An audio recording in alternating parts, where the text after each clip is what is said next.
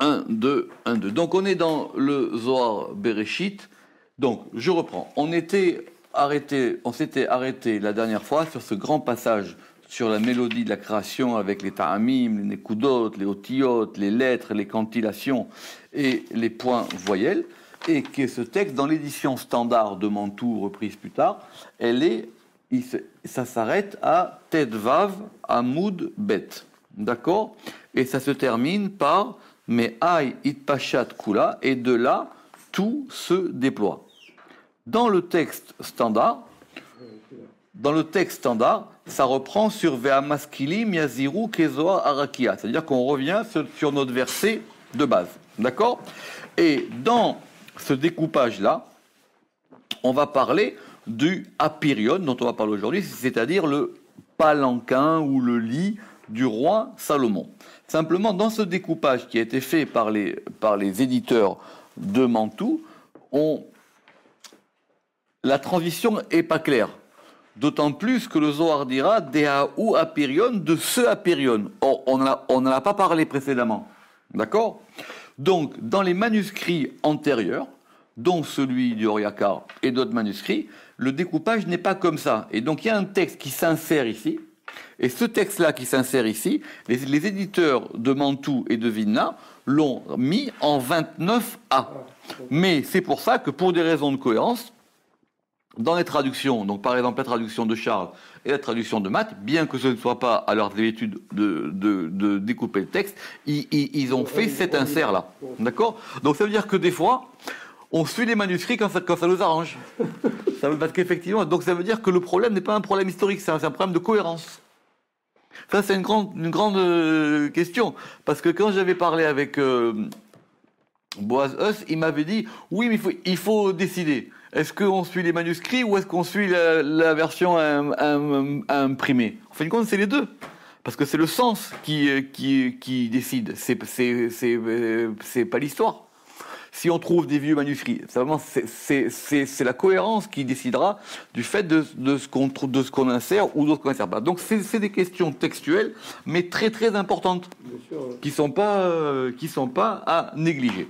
Donc dans le Ramak, c'est la suite logique, ça c'est le Simanei, qui est à la suite de Me'ai Itpashta Kula, et donc on rentre dans un nouveau sujet, dont je répète, qui est là-bas à propos de 29a dans les éditions courantes. Taninan, on a enseigné Kol Shlomo de Itmar Beshir Ashirim. Alors, tout Salomon qui est dit dans le Cantique des Cantiques. D'accord? Vous savez que le Cantique des Cantiques, ainsi que Kohelet, ainsi que Michelet, sont des livres attribués et écrits par le roi Salomon. D'accord? Maintenant, le roi Salomon, il s'appelle Shelomo. Et il y a une interprétation classique pour trouver effectivement son nom, Shlomo, ça veut dire Bemalka de Shlomo Dile, c'est-à-dire dans le roi ou avec le roi, Shlomo, littéralement, que la paix est à lui. Shlomo Dile.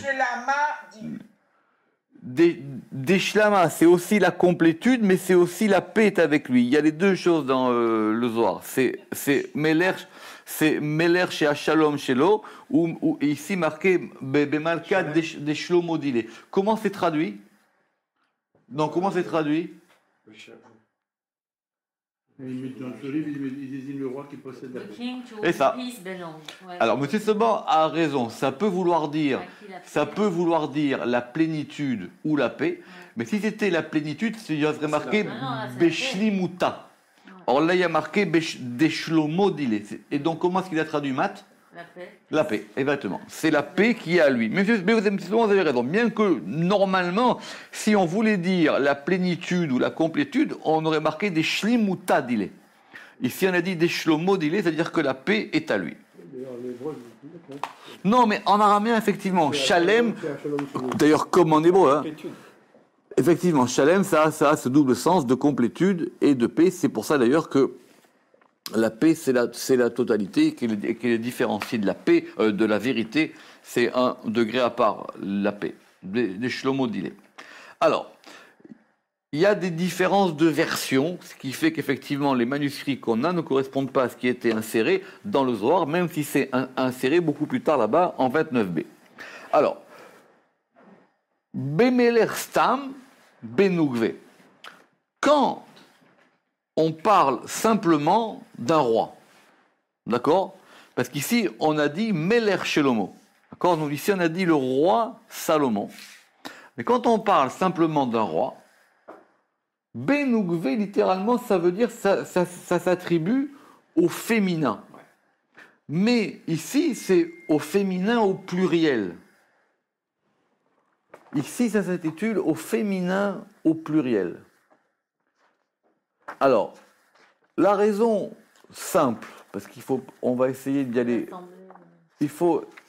On va essayer d'aller simplement. La raison simple, c'est qu'effectivement, Melech, bien que ce soit un masculin, c'est lié à la Malchut, et la Malchut, c'est féminin. Très bien. D'accord? Bemalka de Shlomo dile. Bemelech Stam. Alors, exactement. Alors, c'est pour ça que la version avec Nukva, elle est mieux, parce qu'elle indique le féminin, alors que Nukve, ça indique les féminins.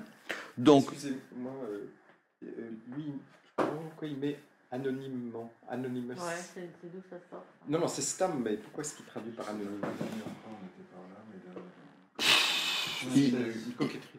il va vite.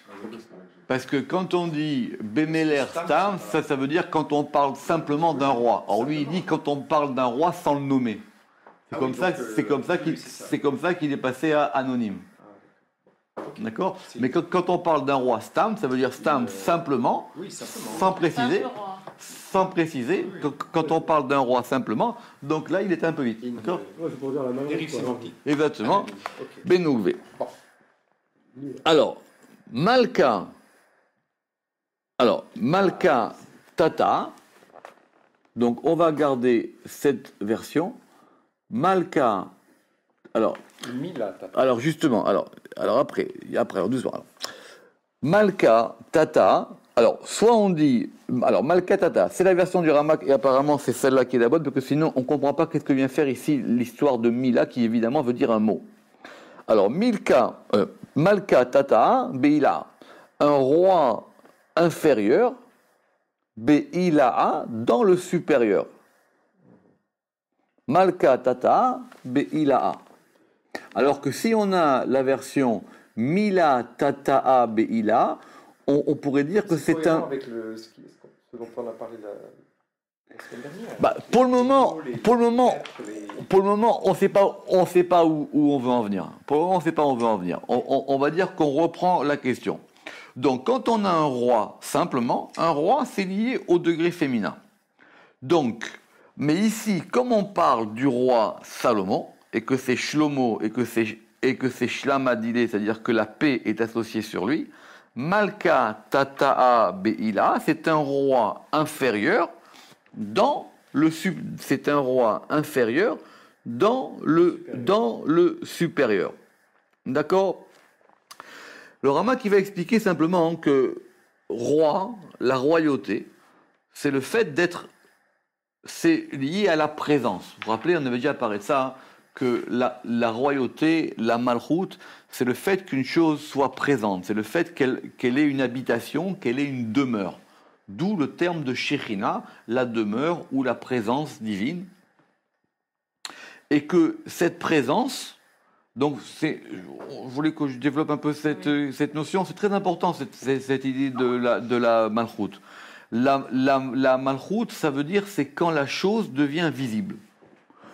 Une chose peut être en gestation, une chose peut être en construction, une chose peut être... La royauté, c'est le fait qu'une chose devienne visible. Une chose, elle peut être en intention, elle peut être en construction, elle peut être en développement, mais il y a un moment où la chose va devenir visible, où elle va avoir une présence. C'est pour ça que peut-être la présence divine, c'est pas très bonne comme traduction du point de vue sémantique, mais l'idée, enfin, c'est l'idée. On la voit pas. Hein, c'est toujours pareil. C'est soit on traduit l'idée, soit on traduit le mot. D'accord ?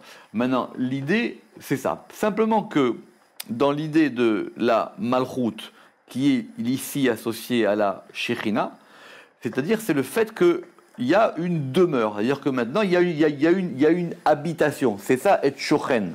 D'accord ? Shochen, c'est habiter, demeurer. De là de passer à la présence, je trouve que ça va un peu vite. D'accord ? Maintenant, cette présence divine qui est associée au dernier hé du tétragramme, Yud, Ke, Vav, Ke. En gros, c'est quoi ? C'est qu'on a un Yud, ce Yud, il passe par un He, il passe par un Vav, et il va acquérir une présence dans le He. C'est pour ça que normalement, quand on écrit Yud, Ke, Vav, Ke dans les livres, il faut mettre dans le He le Shem Adni, parce que c'est le Shem Adni qui va faire sortir cette chose-là. En gros, c'est que tu as une idée, cette chose, elle est là, elle existe, mais il y a un moment où il faut qu'elle soit là, où il faut qu'elle soit visible, qu'elle ait une demeure, qu'elle ait un espace. Ce qui est d'ailleurs l'idée de la royauté. Au bout d'un moment, il faut que tu règnes.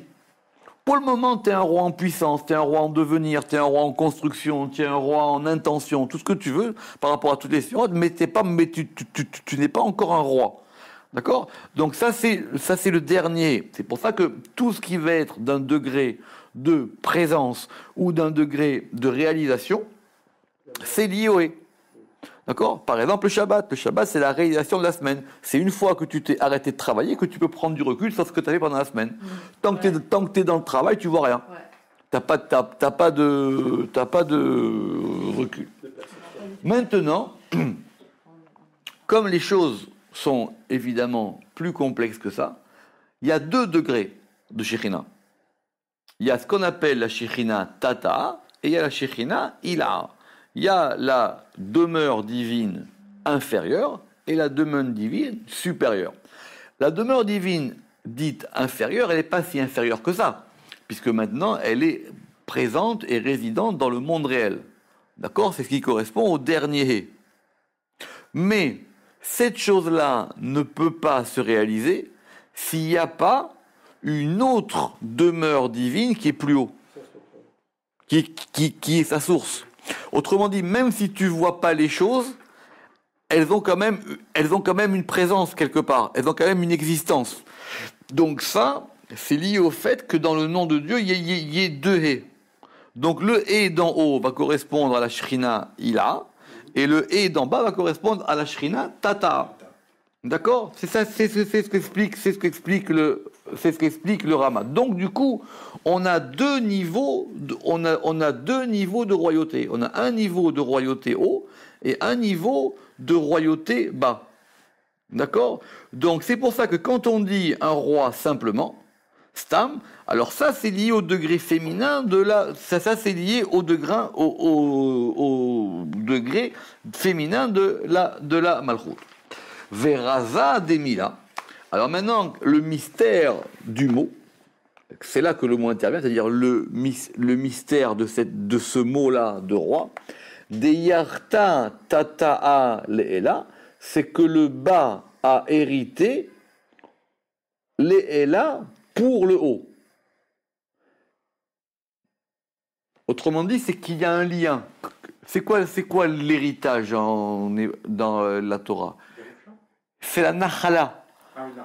La Nachala, c'est le fait... C'est un fleuve qui coule. Donc l'héritage, c'est ce que tu transmets, c'est comme un fleuve qui coule. Or, si ce fleuve, au bout d'un moment, il s'arrête, alors il ne peut plus couler. D'accord ? Ce qui est très intéressant, c'est que quand il n'y a pas d'héritier, vous savez, qu'est-ce qui fait l'héritage dans la Lacha ? Il remonte. Il remonte. S'il n'y a pas d'héritier direct, c'est-à-dire que si le fleuve s'arrête, c'est comme un fleuve. Le fleuve, il fait marche arrière. Le fleuve, il fait marche arrière et il remonte. Et donc, du coup, on remonte non pas aux descendants, mais aux ascendants. Et le Rambam explique dans les Chot Yerusha qu'on peut remonter, donc on va remonter donc en haut, Effectivement, on va remonter aux latéraux, et on peut remonter jusqu'à Adam Arishon. Comprenez ce que je veux dire? Dire si une chose ne se transmet pas, si une chose ne se transmet pas du haut vers le bas, que c'est ça l'ordre normal de la transmission. Ça, en gros, c'est la transmission. Donc, quand cette chose, effectivement, elle va rejoindre l'origine. Parce que, en fin de compte, elle rejoint sa source. D'où il provient cet héritage? Cet héritage, il provient de quelqu'un qui a eu quelque chose qu'il a eu de quelqu'un d'autre. Maintenant, lui, il a effectivement ajouté un élément ou enlevé. D'accord? C'est ça. Alors, Veraza dimila deyarta tetaale, là, que le bas a hérité pour le haut, et tarvaï ou kechad, et donc maintenant, les deux, ils sont ensemble, que les 2 degrés de royauté, ce qu'on veut, nous, c'est les associer. C'est ça l'histoire qu'on veut associer ces 2 degrés. On veut que ces 2 degrés soient au même là, c'est-à-dire qu'il soit roi en haut comme il est roi en bas. Qu'est-ce que tu veux dire associé? Qu'il soit... Ici... Puisque l'un vient forcément... Hein? Oui. La deuxième, dire ça dans le Ramax, elle est pas mal. C'est de yarta tata'a l'erila'a. Ça, c'est très bien comme on dit ça. C'est quoi la différence? Pour le sup... Ça veut dire que la malchoute inférieure, le deuxième hérite, comme accusatif, elle hérite le premier la première malchoute, c'est-à-dire le bina, c'est-à-dire le premier hé. Oui, alors c'est soit ça hérite le supérieur, c'est le substantif, soit ça hérite en haut. D'accord? C'est ça les 2 versions. Soit ça hérite en haut, soit ça hérite le supérieur. En fin de compte, c'est hériter du. Mais en hébreu, c'est hériter le. D'accord? Donc c'est l'inférieur qui hérite du supérieur. Or, le fait qu'il y ait une transmission et que cette transmission n'ait aucune perdition entre le haut et le bas, c'est ce qui fait qu'on va pouvoir connecter le et d'en haut et le et d'en bas. En fin de compte, c'est comme on dit dans la prière. On veut que Dieu il soit roi en bas comme il est roi en haut. Évidemment qu'il est roi en haut. Maintenant, ce que nous on veut, c'est qu'il puisse être roi en bas. Mais ce qu'on veut, c'est qu'il y ait autant d'intensité dans la royauté d'en bas comme dans la royauté d'en haut. Donc c'est ça qu'on veut dire. En plus, comme maintenant c'est la création, dans la création la moindre des choses, c'est qu'au commencement de la création, il y ait une connexion entre cette demeure divine, cette présence divine d'en haut, de cette demeure divine d'en bas. Et c'est ce que je dois expliquer ici. Il dit Tarvaï ou Kechad. Donc maintenant les 2 Kechad, ils sont ensemble. Et c'est ça le bête. Ve'aïnou bête. C'est ça le bête.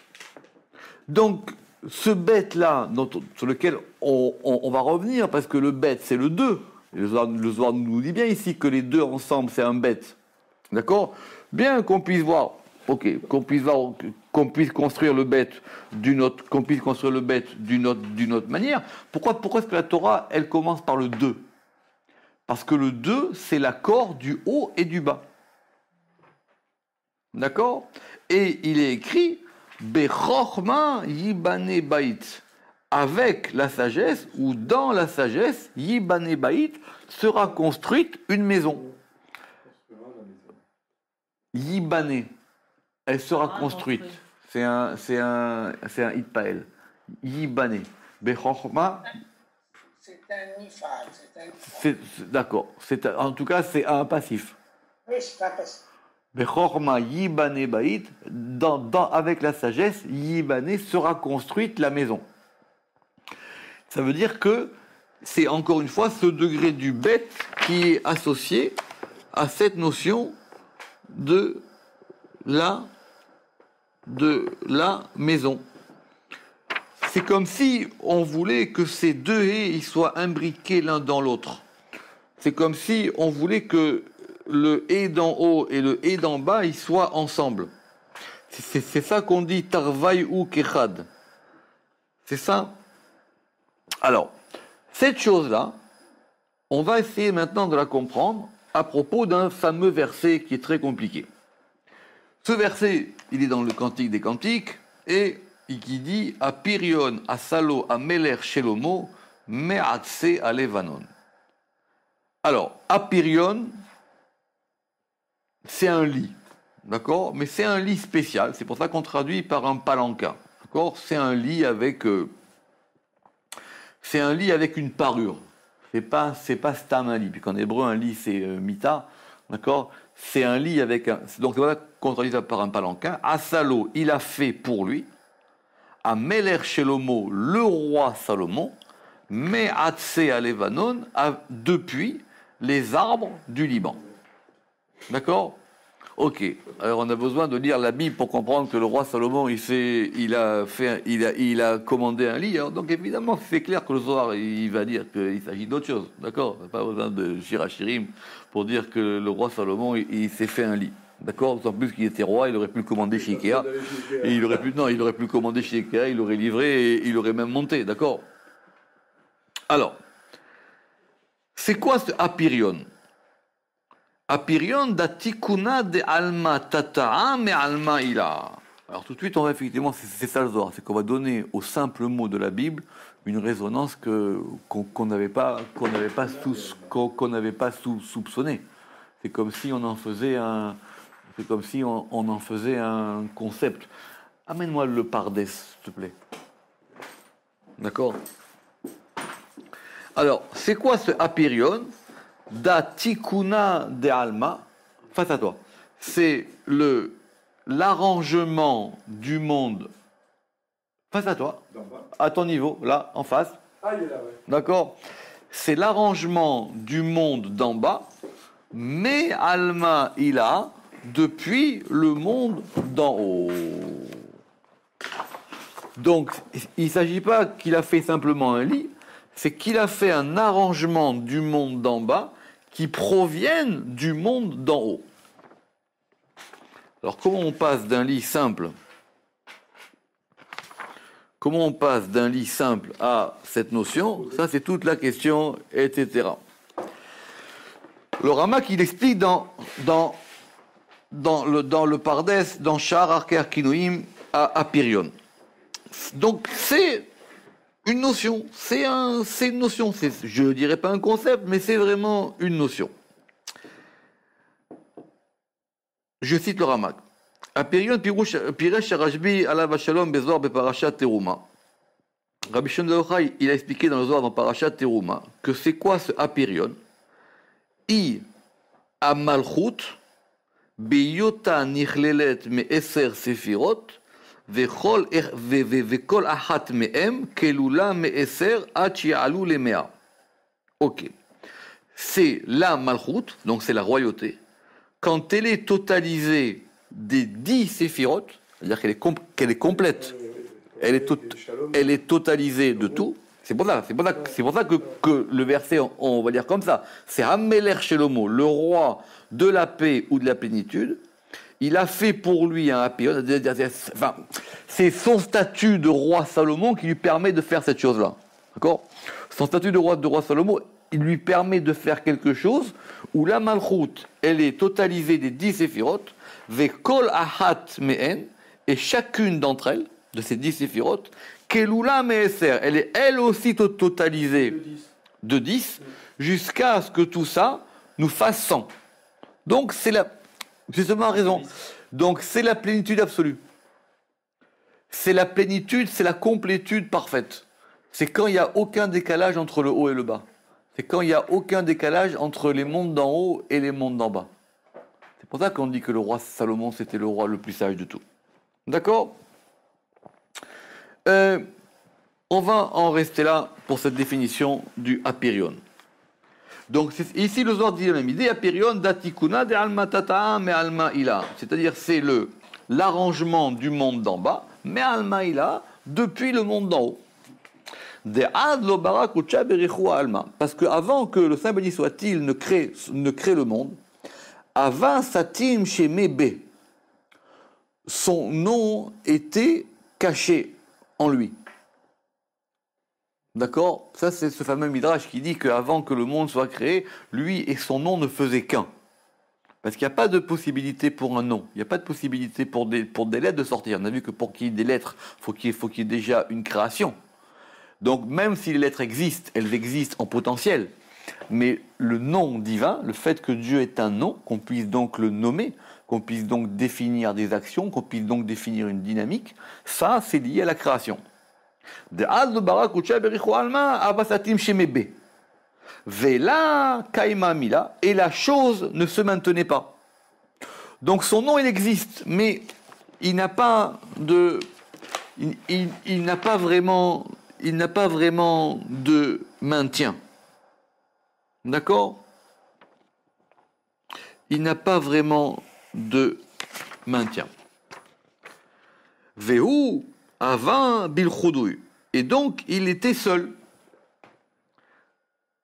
Ad de salik bereuta de marshava, jusqu'à ce que s'élève dans la volonté de la pensée, bereuta de marshava, les kaima akula, de tout maintenir. Donc ça, c'est une phrase qui provient du Midrash, qui est la seule phrase qu'on a en général pour comprendre quelle est la raison de la création du monde.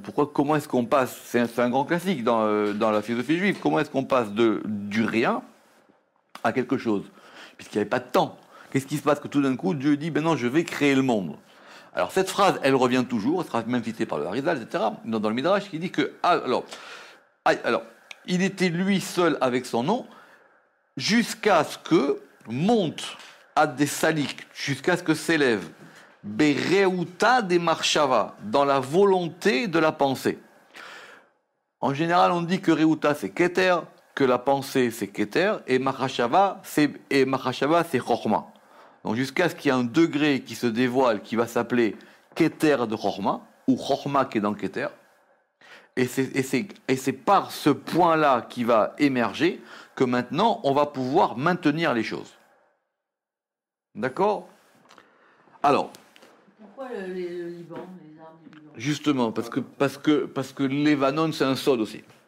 Tout ce qui est dans Shirachirim, tout ce qui est dans Shirachirim, Levanon, on verra plus tard, c'est aussi un des noms du Beth Amikdash. Ah bon? Oui, bien sûr. Donc c'est pas tout ce qui est dans Shirachirim, c'est à prendre à la loupe. Alors, Bematon des Smitra. Justement, j'ai besoin de vous. Alors, Bematon des Smitra. Alors, le Ramak, évidemment, là, ça fait partie, vous savez, de ces mots araméens qui sortent comme ça du Zohar, qui sont un peu, en tout cas, pas courants. Le Ramak dit que, alors il dit que, bon, c'est la version qu'il a trouvée dans tous les livres, et que on va avoir donc plusieurs manières de comprendre ces mots-là. Alors, du coup, là, on n'a pas d'autre choix que de comparer les traductions. Dans le chemin... Mitznefet. Alors, doucement. Dans le chemin, simta. Vous savez ce que c'est une simta en hébreu moderne? Tout à fait. C'est presque une impasse. Donc, dans le chemin de l'impasse du turban, comme ça il traduit, Benetiv shel simta mitznefet, ou de l'impasse enturbanée, ou de l'impasse enturbanée, livro haolam, de créer le monde. D'accord? Oui, exactement. Mais en tout cas, c'est Bematoun des Mitra, les Mivré Alma. Lui, le Ramak, je vous lis le Ramak. Il dit Bishvil Semitara, pour le Semitara. C'est quoi ce Semitara? Et il dit c'est comme ça que j'ai trouvé dans tous les livres. Et il dit, alors il est possible que ce Semitara, il indique sa mère même, qui serait donc l'ange de la mort. Rotselomar, c'est Manin les Sayer Ben Olam, c'est-à-dire alors des manières pour pouvoir créer le monde. Et il dit que dans le Targum, c'est Manin M Semitara Ve'amar Ata, et il dit que simplement ça indique le présent, le maintenant, Ata. Parce qu'effectivement, entre ce qui va vouloir créer, ce qui monte dans sa pensée, il a raison, il faut que ce soit cohérent avec ce qui vient. Dans ce qu'il veut maintenant créer et ce qui va se faire, il y a tout un processus. Donc, en gros, Bematoun Semitara, littéralement dans sa volonté présente de créer le monde. C'est comme ça qu'il traduit. Dans sa volonté présente, de créer le monde. Il dit que c'est le commencement de l'émanation. Et que c'est comme exactement, c'est comme le turban qui recouvre la tête, et c'est comme et donc c'est comme une impasse. En fin de compte, toutes les interprétations se reviennent. C'est sa condition de bien expliquer. C'est-à-dire dans Matoun, c'est-à-dire dans le fait d'atteindre. Alors c'est pas une voie, c'est pas un chemin. C'est pas une route, encore moins. C'est un, comment on dit, c'est un. Oui, c'est ça. Un signe, ce sont des signes. Alors, c'est ça. Alors, il dit que parce que c'est un chemin dans lequel personne n'a emprunté et qui est un chemin inconnu. D'accord? Exactement. Alors, Bematoun des Simitara. Donc maintenant, là. Dans l'allée de cette sente, les Mivre Alma, pour créer le monde, Ve'avar Hashim Gaboy, et il inscrivait, Gaboy, ça veut dire dans lui. Oui, alors, il y a l'expression Avar Hashim Gaboy, c'est-à-dire il inscrivait en lui, ou Bané, et alors si on a cette version, et il construisait, Vela Kaima, et cela ne se maintenait pas. C'est le fameux midrash qu'avant que Dieu crée le monde, il est créé et il est détruisé. Parce que ces mondes-là ne pouvaient pas se maintenir. Pourquoi est-ce qu'ils ne peuvent pas se maintenir? Il y a beaucoup d'explications. Parce qu'effectivement, soit c'est parce que soit parce qu'il y a trop de dînes, ou soit peut-être parce qu'ils sont, comme dit le Ramak, ce sont des mondes trop subtils. Parce que les choses, elles sont encore au niveau dans le Haïn. Les choses, elles sont encore au niveau de Keter.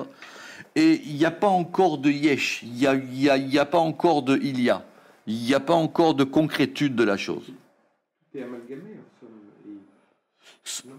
Oui, alors parce qu'effectivement, parce qu'il a voulu créer par rapport à la Bina et par rapport à Keter, et que ça, c'était trop fin. Donc ça se maintenait pas. Ad, jusqu'à ce que des itatef be'itufa des zeira ila, jusqu'à ce que, et on revient à notre sujet, le Zohar est ultra cohérent, hein, jusqu'à ce qu'il s'enveloppe, be'itufa dans l'enveloppe, et là on est en turbané. Exactement, jusqu'à ce qu'il s'enveloppe dans l'enveloppe des zeira ila, alors la zeira de la brillance supérieure, des machashava de la pensée. Parce que maintenant, les choses, elles vont prendre un autre chemin. Ah, et c'est comme ça que le monde a été créé. C'est ça. Parce que maintenant, effectivement, pour que ça puisse commencer par là, ça puisse commencer par de la lumière. Donc, il a maintenant commencé à différencier les choses. Ou bara alma, et il a créé le monde. Ve'afik ilanin arazin ilain revravin. Et il a fait sortir, alors, des arbres. Erez, c'est un cèdre. Et il a créé des arbres, des cèdres. Ilaïn supérieur. Revravin nombreux. Ravrevin, ça veut dire grand. Grand, oui.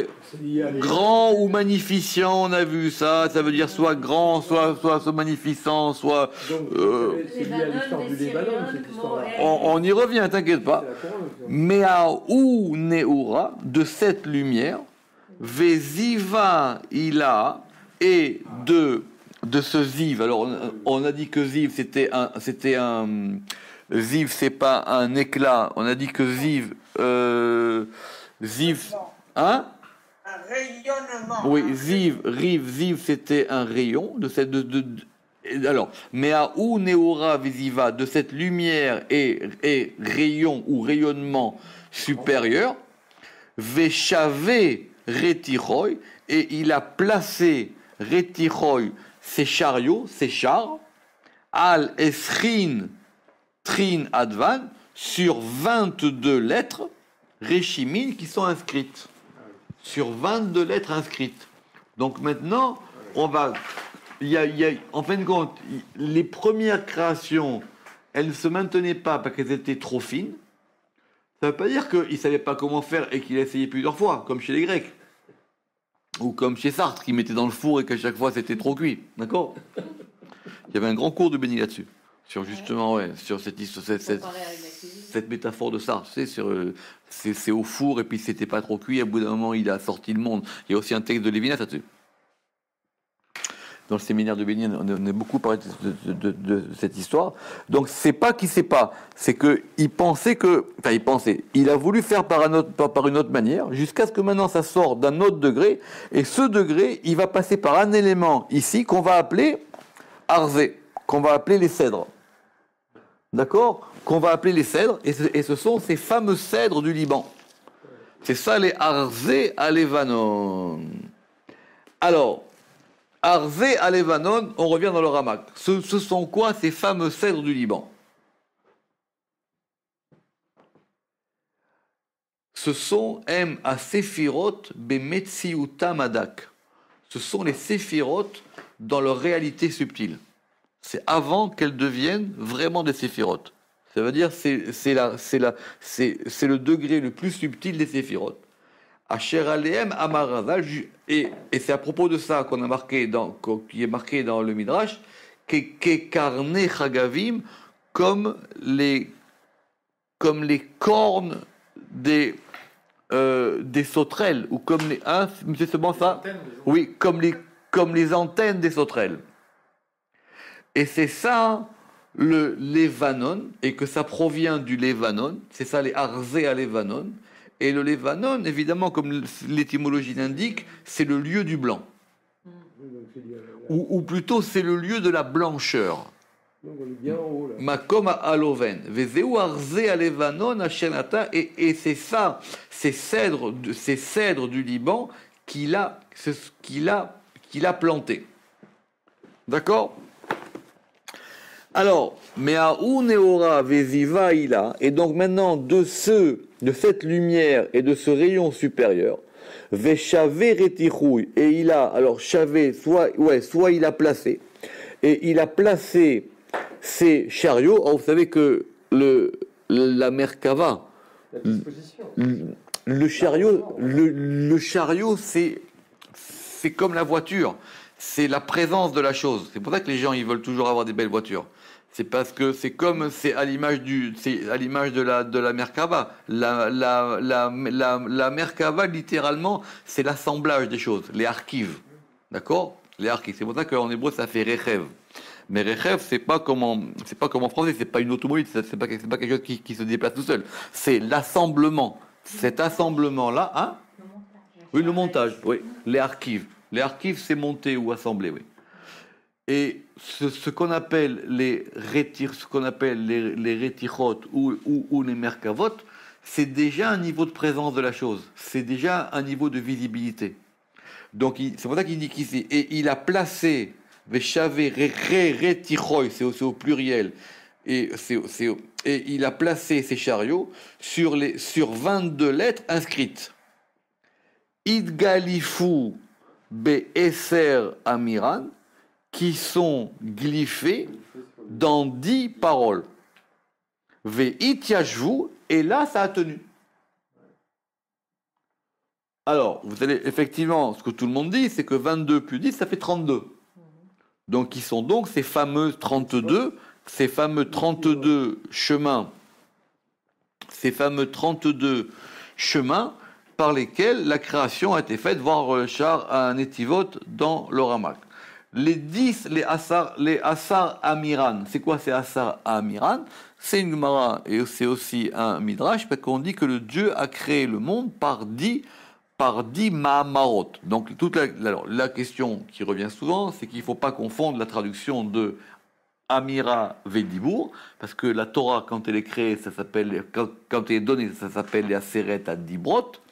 Et quand le monde est créé, ça s'appelle la Sarah Mahamarot. D'accord? On en a parlé souvent, mais il faut revenir encore là-dessus.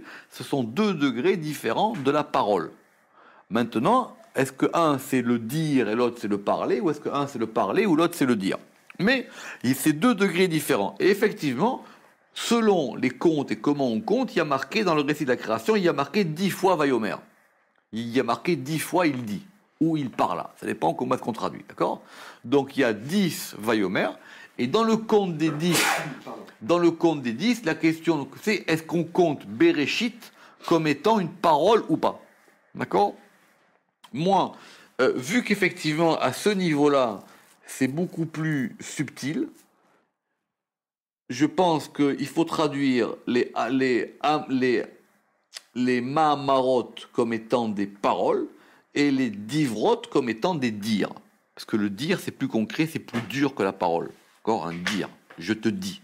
D'accord? Quand on dit je te parle, c'est déjà moins fort. En tout cas, sauf que, est-ce qu'on peut parler pour dire ou est-ce qu'on dit pour parler? C'est une grande question, on a discuté longtemps ici dans des séminaires sur cette histoire. Mais en tout cas, il faut bien distinguer les deux, à savoir qu'il y a un degré des Mahamarot et un degré des Divrot. Et donc ici, on nous dit que maintenant, pour que ça fonctionne, il faut qu'il y ait l'assemblage de 22 lettres qui soient inscrites et qui soient glyphées dans 10 paroles. Tous les degrés entre la distinction qu'il y a entre le fait que ça soit inscrit, la Reshima, que ce soit glyphé, c'est pour ça que c'est comme ça que je traduis glyphou, et après la Chakika, la Chatsiva et la Asiya, sont des degrés différents de gravure, d'engravure, mais il faut que ce soit clair dans la traduction. Même si tu ne comprends pas tout, mais en tout cas, ça veut dire qu'il y a 2 degrés. Il y a 22 lettres qui sont inscrites et qui vont maintenant se glypher dans 10 paroles. Donc c'est l'un dans l'autre. C'est comme si cette parole de la création, c'est elle qui déploie l'alphabet. C'est ce que va dire le Sefer Yetzira. C'est que l'alphabet, il est créateur, mais pour qu'il soit créateur, il faut qu'il se déploie dans des paroles. C'est tout le propos du Sefer Yetzira. Mais en tout cas, quand les deux sont réunis, alors là maintenant, Ve'itiashvu. Et ces choses-là, elles se... Oui, alors je ne sais pas comment traduire, mais c'est ça se maintient. En tout cas, ça tient. Les Itiachev, ça veut dire elles s'installent, quoi. Presque littéralement, elles sont installées. C'est pour ça que dans la Torah, quand on dit s'asseoir, c'est le fait de s'installer. D'accord? D'accord? Itiashvu. Alors, c'est ça qu'on veut nous dire à Daoud Irtiv, ainsi qu'il est écrit, mais à Tsé à Levanon. Donc le Zohar ne perd pas le fil. On a dit qu'on a un Meler Shelomo, on a un roi Salomon. Ce roi Salomon, il a fait un Apirion. C'est quoi ce Apirion? Ce n'est rien de moins que la conjonction parfaite du haut et du bas. Ce n'est rien de moins que la conjonction parfaite de tous les degrés réunis ensemble. Le et d'en haut qui correspond au et d'en bas. Où on peut dire les 10 dans les 10 dans les 10 qui font 100 et qui font ce fameux Yud qui devient un 100, puisque c'est comme si vous aviez un Yud qui était entouré de 9 Yud. Ça fait donc les 10 Yud ensemble. Et ça... C'est aussi... Oui, les 22 lettres. Alors, et ça, comment est-ce qu'il a pu faire ça? Il a fait ça, mais à Tsea Levanon, il a fait ça depuis ces arbres du Liban. Maintenant, dans le verset, il y a marqué arbre. D'accord? Or, arbre, c'est générique. D'accord? Arbre, c'est générique. Le Rama qui va développer que tout ça, c'est lié par rapport aux 22 lettres. Donc, et il va renvoyer au Sefer Yetzira. Vous savez que les 22 lettres, elles se divisent entre les 7 doubles et les trois lettres mères et les 12 et les 12 déployés ou les 12 simples. D'accord? Ça fait 3 plus 7. Ça fait 10 plus 12, ça fait effectivement ces 22 lettres. Alors, maintenant, dans le verset, parce qu'il faut être toujours cohérent, le verset, il dit « Me'atzeh à Levanon », il dit « des arbres du Liban ». Et le Zohar continue, il dit, et il est écrit « Arzé Levanon ». Il est écrit après les cèdres du Liban qu'il a plantés. Asher Nata, l'In Torah, c'est planté. D'accord? Comment on passe d'arbre à cèdre? Comment on passe d'arbre à cèdre? C'est intéressant. Pourquoi est-ce que dans un verset on dit Atzé à Levanon et dans un verset on dit Arzé à Levanon? Alors il dit que Hatzé Alevanon, c'est... Quoi? Mais Sirion vers Alevanon. Oui, alors, mais comment est-ce qu'on passe de l'un à l'autre? Il dit que ce sont deux réalités. Alors, soit on dit que Hatzé, c'est générique, et que Arzé, c'est spécifique, et que c'est spécifique. Soit on dit qu'effectivement que ça correspond à 2 degrés de ces arbres. Ça correspond à 2 degrés de ces arbres. DA, parce que, mais Ilin, parce que c'est de ceci, Avid, ou Apirion, qu'il a fait ce palanquin. Très bien. Alors pourquoi maintenant, si on reprend le verset, on a besoin d'avoir le Asalo? Apirion, Asalo, il a fait pour lui. Alors, du coup, vous ne comprenez pas. Si tu me dis qu'il a fait, alors ça veut dire qu'il a créé ça. N'oubliez pas que le roi Salomon, c'est celui qui va construire le temple. Et le... Je vais chercher le bois là-haut. Eh oui. Mais en même temps, c'est pas un sport d'écriture. Et le Zohar, il ne veut pas perdre une miette d'écriture. Donc si un coup il y a marqué Hatzé, si un coup il y a marqué Arzé, c'est qu'il y a bien une différence. Alors c'est pour ça qu'on nous a ici rapporté les 2 versets. Ada ou dirtiv mais Hatzé Levanon, urtiv Arzé Levanon la Shanata. Il dit qu'il y a 2 versets. Il y a et alors ce qui est intéressant, c'est que ce qui est intéressant, c'est que c'est le roi David qui parle. C'est Téhilim. Et c'est le roi Salomon. Donc le roi David, lui, il a dit Arzé Levanon. Et le roi Salomon, il a dit Ma'atzé Levanon. Il y a Chinami que c'est les arbres que son père a plantés. Waouh. Eh oui, C'est beau ça. évidemment. C'est ça? C'est ce qui est marqué. Puisque c'est Téhilim et l'autre c'est Shirachirim. Et donc il dit les cèdres du Liban qu'il a plantés, et l'autre il a dit qu'il a fait un palanquin avec les arbres du Liban. C'est quoi ces arbres? Ce sont les arbres que son père a plantés, parce que évidemment, vous savez, c'est une grande question. Pourquoi secret, d'abord, pourquoi est-ce que David Améler, il n'a pas réussi à construire le temple? D'accord? Et pourquoi c'est Salomon qui l'a construit?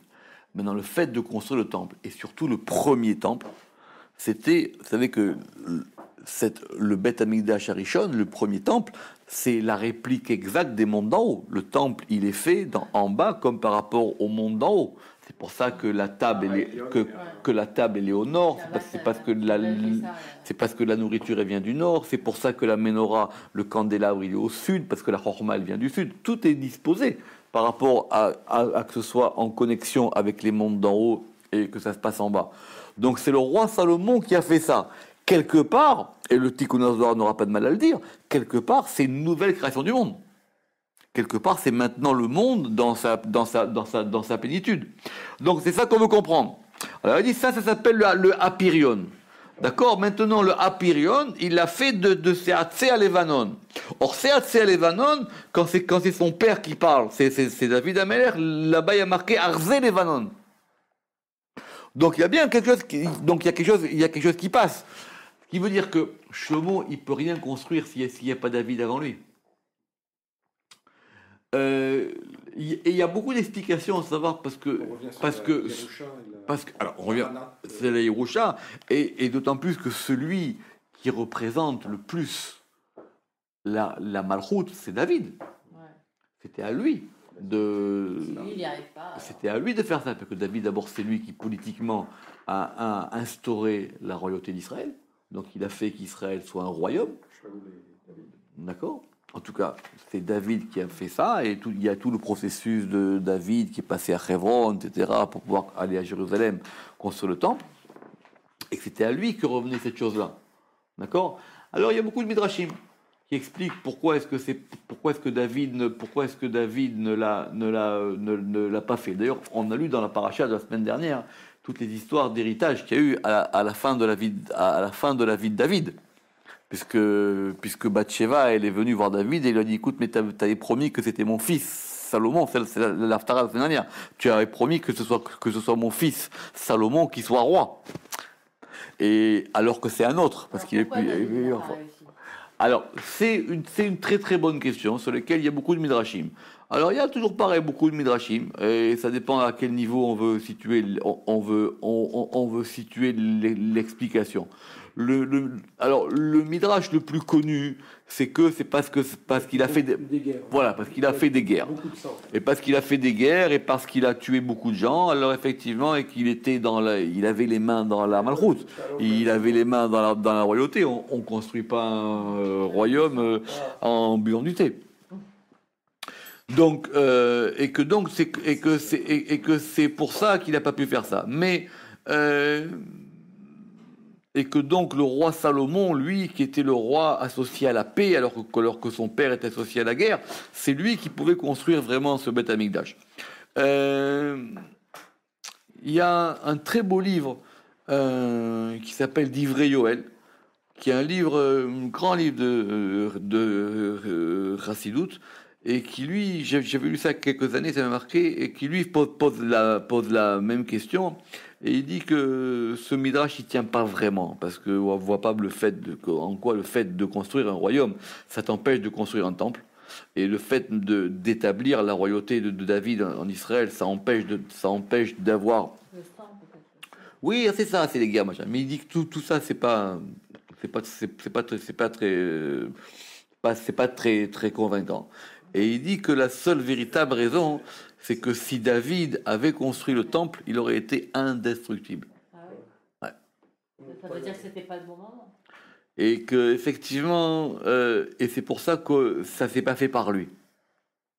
Mais que si lui l'avait construit, effectivement, vu que c'est lui qui incarne la malchoute même, que c'est David la malchoute, c'est le quatrième pilier de la table, c'est le quatrième élément du char. D'accord, c'est lui le quatrième. Il y a les trois avots, Abraham, Yitzhak, Yaakov, et il y a David. Tout repose sur David, que c'est lui qui fait tenir la chose. En tout cas, bon, il y avait 3, 4 et une autre question, mais et que ça aurait été indestructible. Alors maintenant, nous revenons à nos textes. Pourquoi est-ce que le verset il dit Asalo Amelech Shelomo, il a fait pour lui. Dis-moi qu'il a fait. Pourquoi maintenant Asalo, il a fait pour lui. Asalo.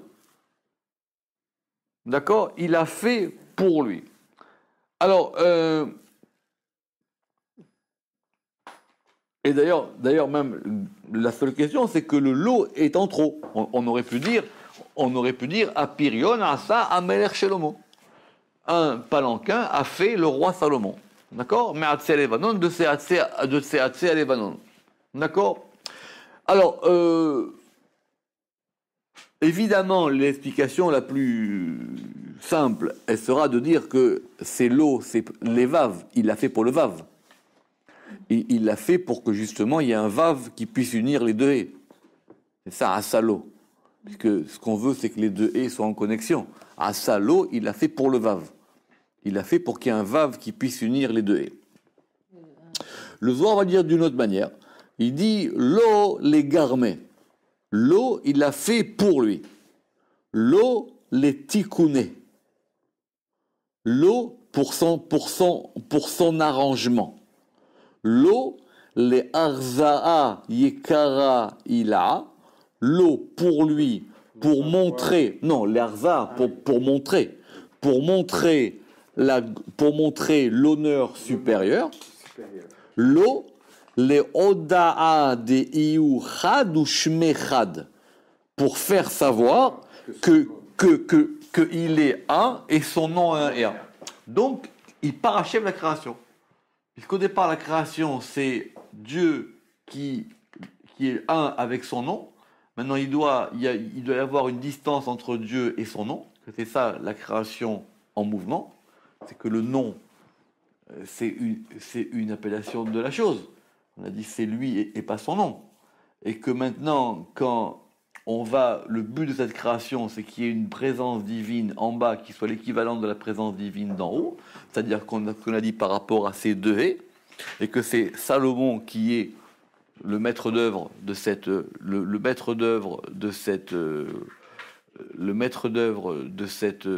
chose-là.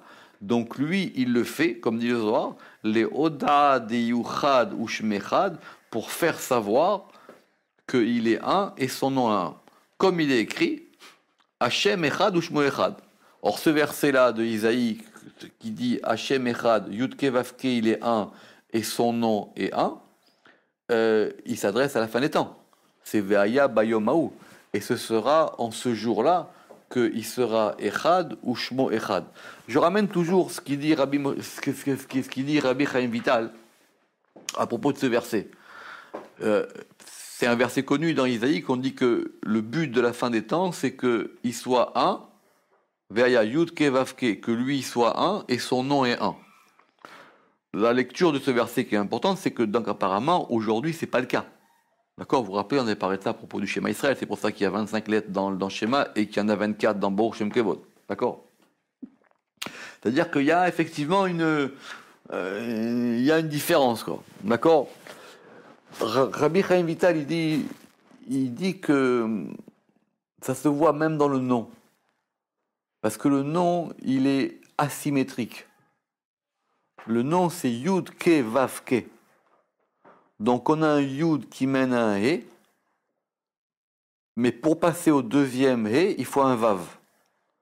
Alors que ce qui permet de passer au premier He, c'est un Yud. Alors il dit qu'à ce moment-là, que quand on dit que le nom il est un, ça veut dire qu'il devrait être Yud Ke Yud Ke. Quand on a Yud Ke Vav Ke, ça veut dire que lui et son nom, ils ne sont pas encore un. Comme ça, il dit Rabbi Chaim Vital. C'est péné. Parce qu'en général, on dit c'est-à-dire que c'est le Vav qui nous permet de lier les deux et. Mais normalement, on devrait avoir Yud Ke Yud Ke. Ouais. On devrait avoir Yud Ke Yud Ke. Alors il dit que il dit que le roi Salomon, il a fait ça pour le Vav, pour savoir que lui, il est un et son nom un. Ou les Minda, et pour faire savoir des Iou ou Shmechad que lui et son nom, ils sont un. Veyadou, et ils sauront, qui ata Shimcha Hashem Levadecha Elion, que toi, ton nom, Yudke Vavke, il est seul en haut. Et il est connu partout. Donc c'est l'idée de l'unification et du monde, et du nom, et des lettres. Ça suffira pour aujourd'hui. Baruch Adonai Le'olam. Amen ve Amen.